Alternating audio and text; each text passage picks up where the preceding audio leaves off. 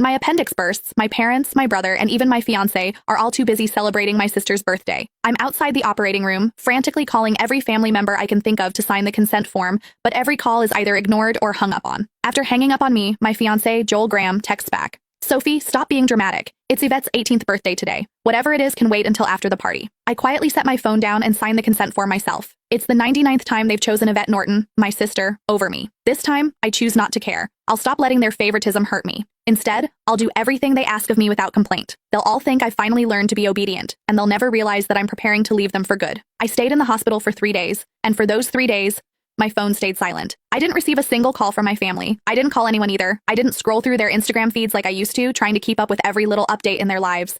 Instead, I just quietly rested in my hospital bed and dragged my weak body around for checkups and payments. Even on the day I was discharged, I didn't tell a soul.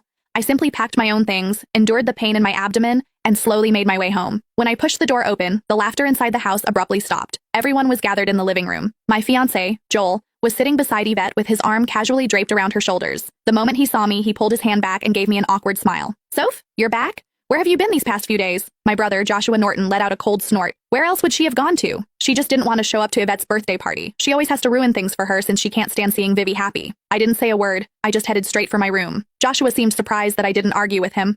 Normally, whenever he accused me of being selfish, I would break down in tears and desperately defend myself. But this time, I'd kept quiet. My mom rushed over to me with a glass of juice. Sophia, we were so busy with Vivi's birthday the other day that we missed your calls. Don't be mad at us, okay? She placed a glass of mango juice in my hand. Although my heart had long since stopped expecting anything, it still ached faintly. I was allergic to mangoes, but Yvette loved them. There was always mango-flavored food and drinks in the house because of that.